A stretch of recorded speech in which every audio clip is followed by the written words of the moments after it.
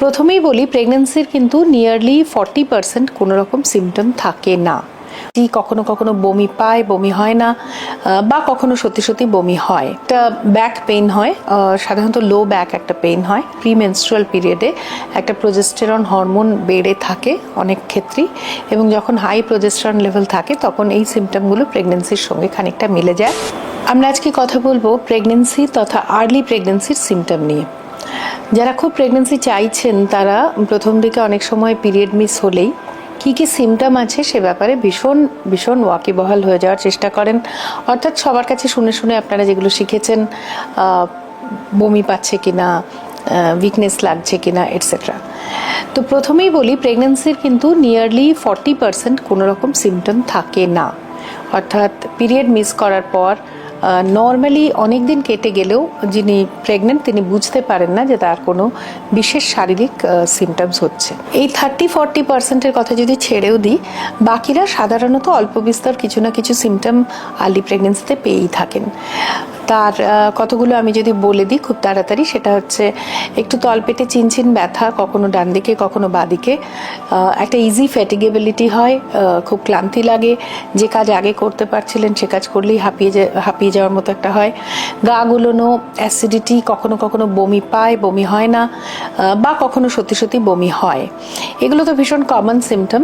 এর সঙ্গে থাকে হচ্ছে ভীষণ শুয়ে থাকতে বা ঘুমিয়ে পড়তে ইচ্ছে করে, পেটটা সবসময় ভরা ভরা লাগে, খিদে পায় কিন্তু খেতে ইচ্ছে করে না, বা অল্প খেলেই পেটটা ভরে যাচ্ছে। তারপর একটা জিনিস ভীষণ কমন হচ্ছে কনস্টিপেশন, যে পায়খানা 2 দিনে 3 দিনে একবার হচ্ছে। যদিও কনস্টিপেশন বলতে আমরা যেটা বুঝি ভীষণ হার্ড স্টুল, সেটা কিন্তু হয় না, unless and until you are constipated, আগে থেকেই যদি কনস্টিপেটেড থাকেন।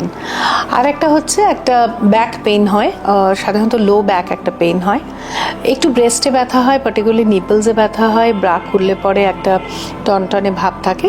So all this may be early pregnancy symptom.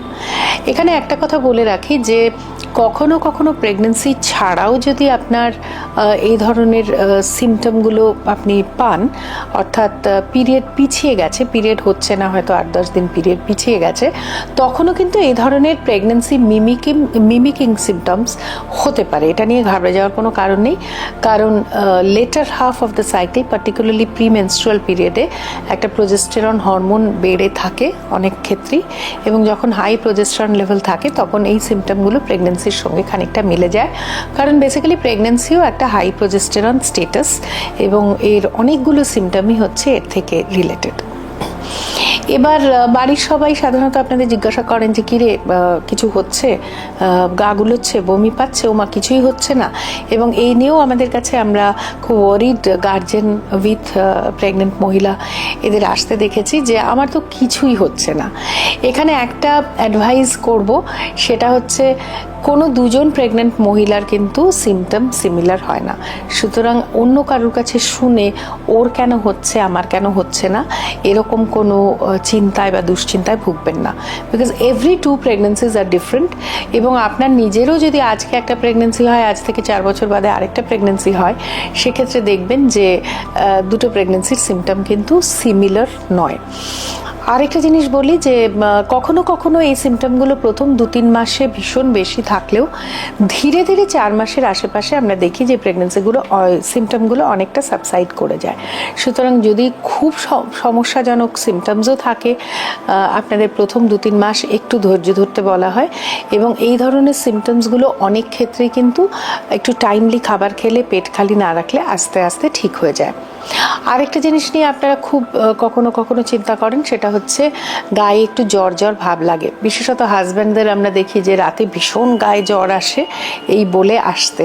তো যদি কখনো জ্বর মাপেন দেখবেন যে সাধারণত নর্মাল বডি টেম্পারেচারের থেকে 1/2 ডিগ্রি ফারেনহাইট ইউজুয়ালি এদিক ওদিক হয়। সেজন্য একটা জ্বর জ্বর ভাব বা গাটা একটু গরম গরম ছ্যাঁকছ্যাঁক করছে এবং তার সঙ্গে একটু ঠান্ডা ঠান্ডা লাগছে মাঝে মধ্যে, এটা হতে পারে।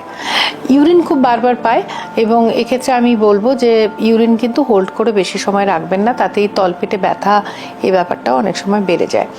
কখনো কখনো ভীষণ ট্যাকিকার্ডিয়া হয়, অর্থাৎ বুক ধড়ফড় করে এবং খুব তাড়াতাড়ি সিঁড়ি ভাঙতে গেলে হাঁপিয়ে যাচ্ছেন, আগে যেগুলোতে হাঁপিয়ে যেতেন না, এই ধরনের সিমটমসও কখনো কখনো হয়। সেটা নিয়ে চিন্তার কোনো কারণ নেই।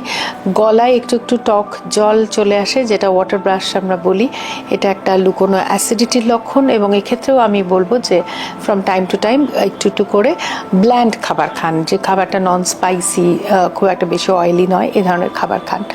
সুতরাং আর্লি প্রেগনেন্সি সিমটমস থাকুক বা না থাকুক, যদি প্রেগনেন্সির অন্য লক্ষণগুলো, প্রেগনেন্সির টেস্ট এবং রিলেটেড আল্ট্রাসাউন্ড এগুলো ঠিক থাকে, সেক্ষেত্রে লক্ষণ নিয়ে খুব বেশি মাথা ঘামানোর দরকার নেই।